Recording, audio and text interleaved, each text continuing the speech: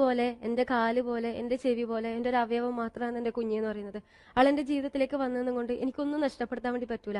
നാളെ അവനോട് പറയുന്ന സമയത്ത് അവൻക്ക് വേണ്ടി എല്ലാം നഷ്ടപ്പെടുത്തിയ ഒരു ഉമ്മയാവണ്ട എനിക്ക്, മറിച്ച് അവനെയും കൊണ്ട് ഉയരങ്ങളിലേക്ക് നടത്തിയ ഒരു ഉമ്മയാവണമെന്നും എന്റെ കുട്ടി എന്റെ കൂടെയുണ്ട്. അവനൊരു തരത്തിലും എന്റെ തടസ്സമല്ല. കല്യാണം, കുട്ടികള്, ഇതൊക്കെ പലപ്പോഴും പല പെൺകുട്ടികളും പറയുന്ന എക്സ്ക്യൂസസ് ആണ്. അതുകൊണ്ട് വേണ്ട, 2 മാസം ആവട്ടെ, 4 മാസം ആവട്ടെ, 1 വർഷമാവട്ടെ, കുട്ടിക്ക് 2 വർഷമാവട്ടെ എന്ന് പറഞ്ഞിട്ട് നമ്മളത് നീട്ടി കൊണ്ടുപോയിട്ട് അവസാനം നമ്മളുടെ വാർദ്ധക്യത്തിലെത്തുമ്പോൾ നമ്മൾ തിരിഞ്ഞു നോക്കിയിട്ട് പറയും എനിക്ക് വേണ്ടി ഞാൻ എന്ത് ചെയ്തെന്നുള്ളത്.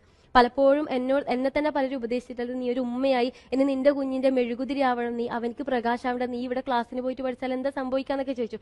എന്നെ സംബന്ധിച്ചിടത്തോളം എനിക്ക് ആരുടെയും മെഴുകുതിരി ആവണ്ടായിരുന്നു. കാരണം മെഴുകുതിരി കുറച്ച് സമയം കഴിയുമ്പോഴത്തേക്ക് കെട്ടുപോകും. പിന്നെ ഞാനും എന്റെ ചുറ്റുള്ള ആൾക്കാരൊക്കെ ഇരുട്ടിലാവും. എനിക്ക് സൂര്യനായാൽ മതിയായിരുന്നു. ഞാൻ ജ്വലിക്കും തോറും എന്റെ കൂടെയുള്ളവർക്ക് ഊർജം പകരുന്ന ഒരു സൂര്യനാവാൻ ഞാൻ സ്വയം തീരുമാനിച്ചു. നമ്മുടെ പേരൻസിന് പൈസ